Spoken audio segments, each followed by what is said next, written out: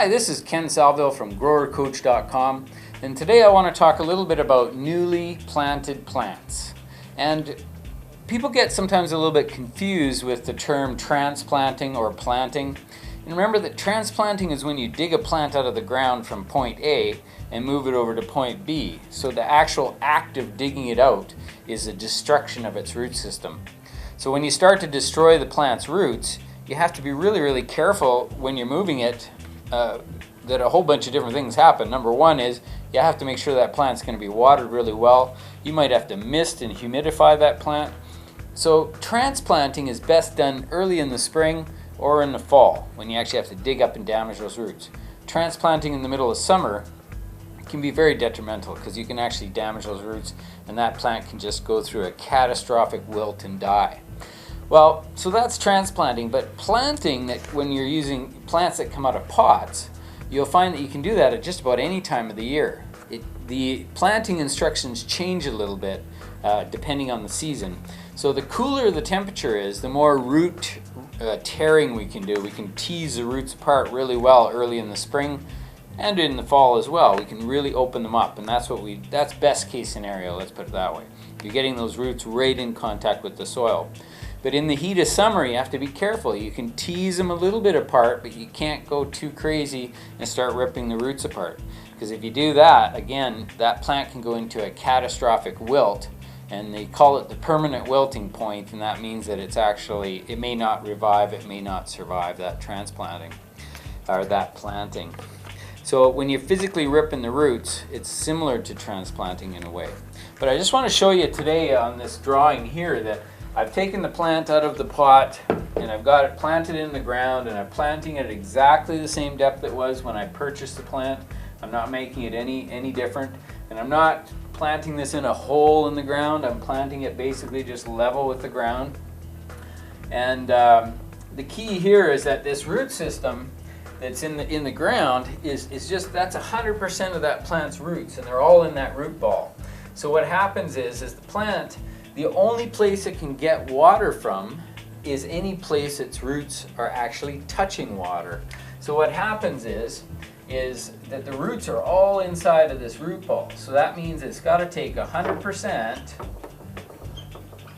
of its water supply from within that root ball. So that means if we're going to keep this plant alive, it's going to need water about every 2 days right inside that root ball. It doesn't matter if this area is all mud.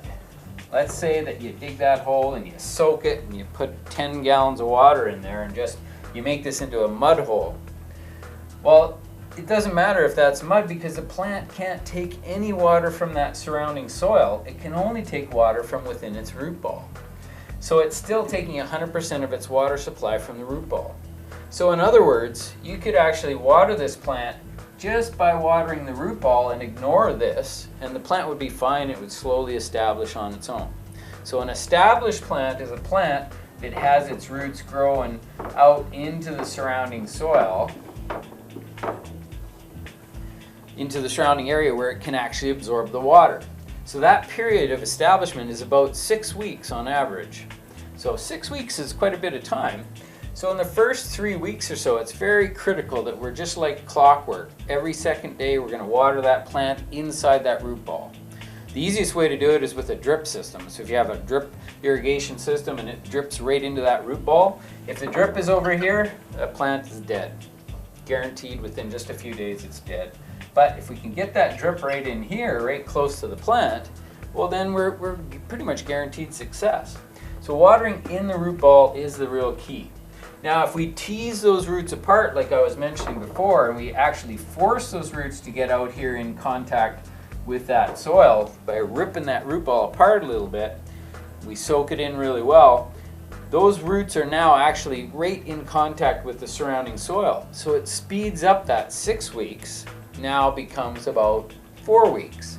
So after 4 weeks time, these roots will start to branch and put out little fine hairs on there and actually be able to take some of that water from that surrounding mud. So that's really a very important factor, and for new transplants, this is the key, is that all nursery plants are designed to be grown in a nursery in a pot. And that soil that's in there is extremely porous. So if I water it, the water goes right through that soil and comes out the bottom right away. But it's designed to be watered every day. And so in nurseries, it's water, water, water. The sprinklers go every day, soaks them down, and it's a real optimum growing condition. Lots of air in the soil, but also lots of water coming through.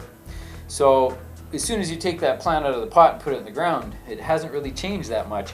It's still relying on that water literally every day. The big difference is that when the pot is sitting above ground, it's getting hot in the air, the sun hitting it and everything. The heat really stresses the plants out. Once it's in the ground, this is nice and cool now. So it's a nicer environment for the roots. So about every 2 days, that plant needs water. So it's a real important factor. So I really like this particular video to be available for local nurseries to use as a training tool for people to purchase plants, because if you know that and understand that right away, you will have 100% success every time. So that's my tip for today on planting plants, and thanks very much for tuning in, and I hope to see you again on growercoach.com.